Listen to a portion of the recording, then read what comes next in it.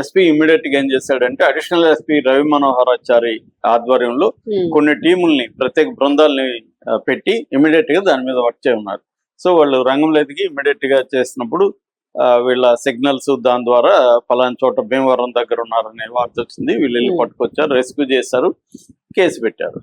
So ఇప్పుడు ఈ కేసులో మోహన్ బాబు హైకోర్టులో క్వాష్ పిటిషన్ వేశాడు. ఆ క్వాష్ పిటిషన్ ఏంటంటే అసలు అక్కడ నేను లేను, ఆ టైంలో నాకు అసలు సంబంధమే లేదు ఈ కేసు, సో ఎఫ్ఐఆర్ని క్వాష్ చేయండి, నన్ను రిలీవ్ చేయండి ఈ కేసులో నుంచి అనేది ఆయన వేశాడు. ఇది వచ్చి జస్టిస్ వెంకట జ్యోతిర్మయి బెంచ్కి వెళ్ళింది. ఈ బెంచ్లో నిన్న విచారణ జరిగింది. జరిగినప్పుడు ఆయన చెప్పిన వాదనలన్నీ కూడా అబద్ధమని APP additional public prosecutor Sandeep argue చేస్తూ మోహన్ బాబు ఈ పిఆర్ఓ సతీష్కి ఆ రోజు ఫోన్లు వెళ్ళి మా మెసేజ్లు జరిగే వాళ్ళిద్దరి మధ్య ఆ డేటా అంతా మా దగ్గర ఉంది, పోలీసులు కలెక్ట్ చేశారు, సో క్లియర్ గా మోహన్ బాబుకి సంబంధం ఉంది ఈ కిడ్నాప్ తో. రెండోది బాధితుల స్టేట్మెంట్లు తీసుకోకుండా ఆరోపించే నిందితులు వచ్చి చెప్తే కేసులు కొట్టేస్తే అన్ని కూడా కొట్టేయచ్చు, ఏ కేసు కూడా నిలవదు. కాబట్టి ఇది కేసు కొట్టేయడానికి లేదు, క్వాష్ చేయడానికి లేదు అని చెప్పి ఈ సందీప్ వాదించారు. ఈ సందీప్ వాదనలతో ధర్మాసనం ఏకీభవించి మోహన్ బాబు పిటిషన్ ని రిజెక్ట్ చేసింది. సో ఇప్పుడు మోహన్ బాబు దీంట్లో ఎదుర్కోవాలి విచారణని.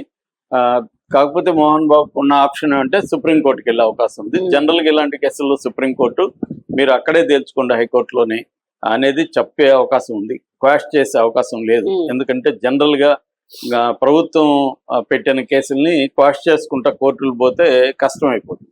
క్వాష్ చేయు, జనరల్ గా విచారణకు ఎదుర్కోమంటారు. కాకపోతే బెయిల్కి అయినా నెక్స్ట్ ఫేజ్ లో అయినా ఒకటి బెయిల్కి అప్లై చేసుకోవచ్చు మోహన్ బాబు, నన్ను అరెస్ట్ చేయొద్దని ముందస్తు బెయిల్కి. రెండోది సుప్రీంకోర్టుకి క్వాష్ పిటిషన్ వేయచ్చు. ఏదర్ వే ఆయనకి కొంత టైం అయితే దొరుకుతుంది. అయితే విష్ణుకి అయితే నోటీసులు ఇష్యూ చేశారు విచారణకు రమ్మని. కానీ విష్ణు నాకు అనేక సినిమాల షూటింగ్లు అవి ఉన్నాయని వెళ్ళలేదు. ఆ విషయాన్ని కూడా కోర్టు దృష్టికి తీసుకెళ్లారు. ఈ కేసులో విష్ణుకి తిరుచానూరు పోలీసులు నోటీసులు ఇస్తే కూడా విష్ణు రావట్లేదు విచారణకి. అంటే వీళ్ళు క్లియర్ గా కిడ్నాప్ కేసుని ఏదో ఒక రకంగా కొట్టేయించుకోవాలనే దీంట్లోనే ఉన్నారనేది చెప్తున్నారు. ఇక మోహన్ బాబు వాళ్ళ ఆర్గ్యుమెంట్ ఏంటి అంటే వాళ్ళు ఏం చెప్తున్నారంటే అసలు మేము ఫీజులు వసూలు చేసింది ఏం లేదు, హైయర్ కమిషన్ చెప్పినట్టుగానే మేము కట్టుబడి ఉన్నాం, ఆల్రెడీ మేము ఫైన్ కూడా కట్టేసాము, లీగల్ గా మేము వెళ్తున్నాం. కానీ ఈ విద్యార్థి సంఘ నాయకులు వచ్చి మమ్మల్ని బ్లాక్మెయిల్ చేస్తున్నారు. దాదాపు 15 lakhs డిమాండ్ చేశారు వాళ్ళు. మేము ఇవ్వలేదని చెప్పి కిడ్నాప్ కేసు పెట్టారు. నిజానికి కిడ్నాప్ చేయడం వల్ల మాకు వచ్చే లాభం ఏంటి? విద్యార్థులు ధర్నా చేస్తున్నారు, ఒకరోజు ధర్నా చేస్తారు, వెళ్తారు, దానివల్ల మాకేం జరుగుతుంది, మేము ఎందుకు కిడ్నాప్ చేస్తాం వాళ్ళని అనేది వాళ్ళ ఆర్గ్యుమెంట్. వాళ్ళ ఆర్గ్యుమెంట్ ఇంటే కూడా లాజికల్ గానే ఉంది. అంటే ఒక పెద్ద యూనివర్సిటీ విద్యార్థి సంఘాలు ధర్నాలు చేయడం అనేది పెద్ద విషయం ఏం కాదు, ధర్నాలు చేస్తుంటారు. సో ధర్నాలు చేస్తుండడం వల్ల వాళ్ళకి పోయేదేం లేదు. ఒక రోజు కలెక్టరేట్ దగ్గర 10 మంది విద్యార్థులు ధర్నా చేసుకుని పోవడం వల్ల వాళ్ళకేమీ జరిగే నష్టం లేదు. ఎందుకంటే ఆ నష్టం ఏదో హైయర్ కమిషన్ ద్వారా జరిగింది తప్ప విద్యార్థి సంఘాల వల్ల వచ్చే నష్టమే లేదు. కాకపోతే బ్యాడ్ నేమ్ రావచ్చు, అంటే ఇవి జరుగుతున్నాయని. కిడ్నాప్ చేస్తే ఇంకా బ్యాడ్ నేమ్ వస్తుందని వాళ్ళకి తెలుసు కదా, దీనికంటే చేస్తారా అనే లాజికల్ గా అదే చెప్తున్నా. రెండోది ఏంటంటే మోహన్ బాబు ఫ్యామిలీ మీద ఏ ఆరోపణలు చేసినా ఇవాళ జనం నమ్మే పరిస్థితిలో ఉన్నారు.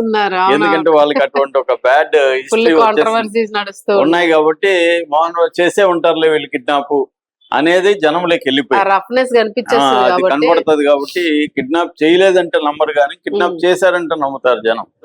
కాబట్టి ఇది మనం జడ్జిమెంట్ ఇవ్వలేము, ఎవరి వాదనలు వాళ్ళది, ఇది కోర్టులో తేలాలి.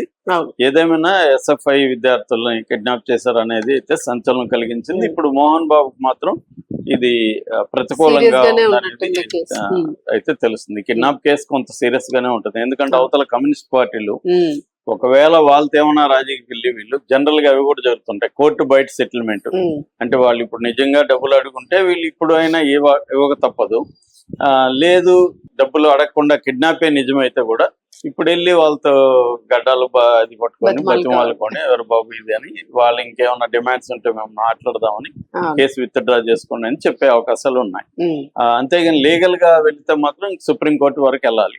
గతంలో కూడా మోహన్ బాబు ఇక్కడ TV9 వీళ్ళ జర్నలిస్ట్ మీద దాడి చేసినప్పుడు కూడా అది కోర్టు బయటను డీల్ జరిగింది, దాని తర్వాత సుప్రీంకోర్టులో కూడా ఆయనకు ఓవర్ట్ వచ్చింది. సో ఇది కూడా అదే జరిగే అవకాశం ఉంది.